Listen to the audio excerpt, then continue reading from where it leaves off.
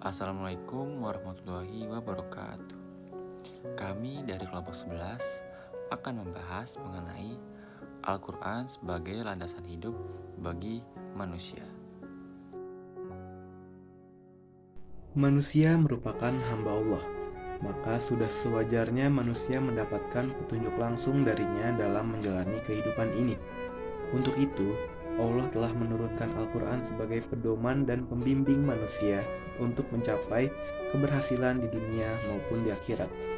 Dalam surah Al-Baqarah ayat 2 Allah telah menjelaskan, kitab Al-Quran ini tidak ada keraguan padanya, petunjuk bagi mereka yang bertakwa. Jadi, tidaklah masuk akal apabila manusia tidak bertakwa atau berpedoman kepada Al-Quran. Sebab, hanya Allah yang mengetahui segalanya tentang manusia dan bumi yang diciptakannya. Ayat tersebut lanjutannya merupakan penegasan Allah bahwa Al-Quran merupakan sesuatu yang mutlak, sebagai petunjuk bagi orang yang bertakwa. Al-Quran juga disebut sebagai Al-Furqan, atau pemisah antara yang benar dan yang salah. Al-Quran membimbing manusia pada jalan hidup yang lebih baik dan berkualitas. Manusia perlu senantiasa menyadari bahwa kehidupan di dunia hanyalah sementara. Akhiratlah yang menjadi tujuan akhir. Kehidupan sejati ada di sana. Untuk mencapai kebahagiaan di akhirat, Allah sudah menunjukkan jalannya melalui Al-Quran. Dunia dan akhirat ciptaan Allah Maha tahu semua hal terkait dengan dunia dan akhirat. Maka Allah lah yang paling pantas untuk memberikan petunjuk bagaimana kita bisa mencapai keselamatan dan kesejahteraan di dunia dan di akhirat.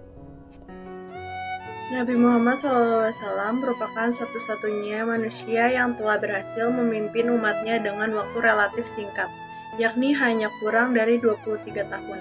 Tetapi beliau memimpin dengan sukses. Keberhasilan tersebut sepenuhnya karena Rasulullah berpedoman kepada Al-Quran. Karena itu, pada detik-detik terakhir sebelum beliau wafat, Nabi berpesan agar kita tidak meninggalkan dua pedoman hidup, yakni Al-Quran dan Sunnah Nabi. Jika kita berpegang teguh pada keduanya, niscaya kita tidak akan pernah krisis dan sesat. Terang Suhairi. Jika manusia tidak berpedoman pada Al-Quran, krisis rumah tangga, negara, dan dunia akan terjadi. Prinsip 5M menjelaskan untuk menjadikan Al-Quran sebagai pedoman kehidupan. Manusia perlu menjalankan prinsip 5M. Pertama, manusia harus mengimani Al-Quran dan meyakini bahwa Al-Quran itu merupakan firman Allah yang sifatnya mutlak. Harus pula meyakini bahwa Al-Quran dapat menyelamatkan manusia di dunia dan di akhirat. Kedua, membaca Al-Quran dengan tajwid yang benar, sebab arti Al-Quran tidak terlepas dari tajwid. Kemudian yang ketiga ialah berusaha memahaminya. Keempat ialah mengamalkan semampu manusia, bukan semaunya. Yang terakhir ialah mendakwahkan Al-Quran, yakni mengajak orang-orang untuk mengamalkan apa yang diperintahkan dalam Al-Quran sesuai prinsip amar ma'ruf nahi munkar, yaitu mendorong pada kebaikan, mencegah kejahatan. Terlebih kepada keluarga kita sendiri, dalam mengajak untuk beribadah jangan asal-asalan, karena keluarga merupakan tanggung jawab kita di hadapan Allah. Tanggung jawab orang tua pada anak bukan cuma memenuhi kebutuhan pakaian, makan, dan minum, melainkan juga mengajak untuk beribadah kepada Allah Subhanahu wa Ta'ala. Al-Quran menjelaskan tentang Tuhan. Nama-nama dan sifat-sifat Tuhan dijelaskan melalui kitab suci ini. Penjelasan tersebut memang terbatas, sehingga manusia tidak mungkin memahami zat Tuhan hingga detail. Bahkan karena keterbatasannya, manusia tidak akan mampu memahami sesuatu yang maha sempurna. Akan tetapi dari penjelasan tersebut, maka kehausan manusia untuk mengenal Sang Maha Pencipta memperoleh jawabannya. Kitab suci yang dibawakan oleh Nabi Muhammad SAW juga menjelaskan tentang penciptaan jagat raya dan juga makhluk-makhluknya. Sekalipun dalam jumlah terbatas, Al-Quran menjelaskan tentang penciptaan alam semesta, manusia, dan juga makhluk lainnya seperti jin, syaitan, dan juga iblis. Penjelasan tentang penciptaan tersebut tidak akan mampu diperoleh oleh manusia tanpa melibatkan sumber-sumber dari kitab suci Al-Quran. Manusia dalam mempelajari sesuatu hanya terbatas pada apa yang dapat diobservasi, didengarkan, dan juga dipikirkan. Selain dari itu, maka manusia tidak akan mampu mengetahui dan juga memahami sesuatu secara mendalam. Manusia juga tidak akan mampu melihat apa yang tidak dapat diobservasi, dirasakan, dan juga didengarkan. Atas keterbatasan itulah sebenarnya manusia seharusnya berusaha mendapatkannya dari sumber yang menjangkau tentang hal yang dimaksudkan. Terkait dengan manusia dan kehidupannya dijelaskan secara luas oleh Al-Quran, berbeda dengan penjelasan lainnya. Menyangkut penjelasan tentang manusia, diberikan porsi yang cukup banyak, baik tentang sejarahnya, perilakunya, sifat-sifatnya, dan bahkan tentang akhir kehidupannya. Memahami manusia dari kitab suci Al-Quran akan mendapatkan kesan bahwa posisi manusia amat sentral dan utama dibandingkan makhluk lainnya. Disebutkan secara tegas bahwa manusia diciptakan sebagai makhluk terbaik, atau disebut juga ahsanut taqwim. Al-Quran juga menjelaskan tentang alam semesta dan penciptaannya. Al-Quran berbicara tentang bumi, matahari, bulan, langit, laut, udara, air, gunung, binatang, tumbuhan, dan lainnya. Melalui Al-Quran, Tuhan menjelaskan tentang apa saja yang telah diciptakannya. Tentu penjelasan yang dimaksud itu tidak sampai pada aspek detail, tetapi manusia sendiri juga melalui Al-Quran dianjurkan agar merenungkan dan memikirkannya. Al-Quran juga berbicara tentang kehidupan yang seharusnya dijalani sebaik-baiknya, supaya memperoleh keselamatan dalam jangka panjang. Disebutkan bahwa kehidupan dunia akan berlanjut hingga kelak di akhirat.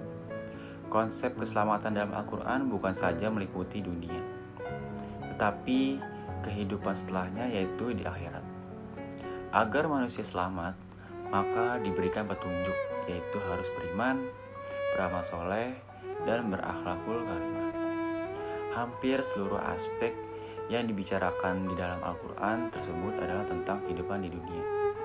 Oleh karena itu, manakala ilmu tentang dunia disebut sebagai ilmu dunia, maka seharusnya Al-Quran juga demikian, yaitu menjadi ilmu dunia.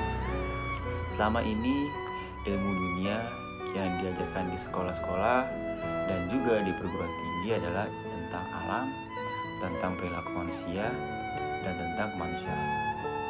Semua itu dihasilkan dari upaya manusia sendiri, sehingga dalam hal tertentu dilakukan hingga detail.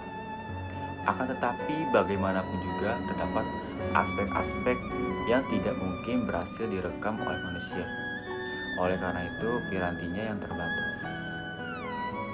Berangkat dari pemahaman isi kitab suci Al-Quran yang dimaksud, maka bagi siapa saja yang berusaha mengembangkan ilmu pengetahuan agar hasilnya sempurna, maka harus berani menjadikan Al-Quran sebagai sumber utama ilmu pengetahuan. Banyak hal di alam yang sebenarnya ada, tetapi tidak mungkin dijangkau oleh indera. Sesuatu yang berada di luar jangkauan nalar dan indera itu maka seharusnya ditangkap dari sumber lainnya, yaitu Al-Quran. Wallahu a'lam. Al-Quran menjelaskan tentang Tuhan, nama-nama Tuhan dan sifatnya dijelaskan. Melalui kitab suci itu, penjelasan itu memang terbatas, sehingga tidak mungkin manusia memahami tentang zat Tuhan hingga detail. Bahkan oleh karena keterbatasannya, manusia tidak akan mampu memahami sesuatu yang maha sempurna. Akan tetapi, dari penjelasan itu, maka keharusan manusia untuk mengenal Sang Maha Pencipta memperoleh jawabannya.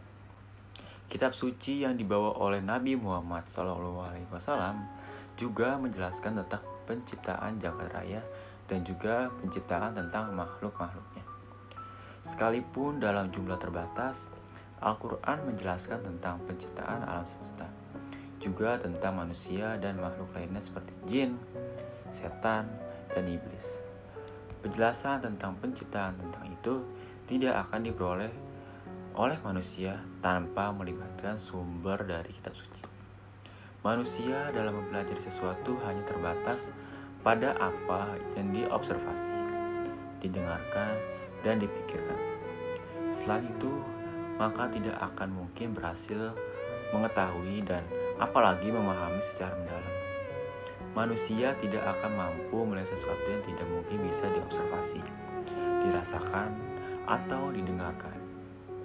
Atas keterbatasan itulah, sebenarnya manusia seharusnya berusaha mendapatkan dari sumber yang mampu menjangkau tentang hal yang dimaksud itu. Terkait dengan manusia dan kehidupan yang dijelaskan secara luas oleh Al-Quran, berbeda dengan penjelasan tentang lainnya, menyangkut penjelasan tentang manusia yang diberikan porsi yang cukup banyak, baik tentang sejarah, perilaku, sifat-sifatnya, dan bahkan tentang akhir kehidupannya. Memahami manusia dari kitab suci Al-Quran akan mendapatkan kesan bahwa dibanding dengan makhluk lainnya, posisi amat sentral dan utama. Disebutkan secara tegas bahwa manusia diciptakan sebagai makhluk terbaik, ahsanut taqwim,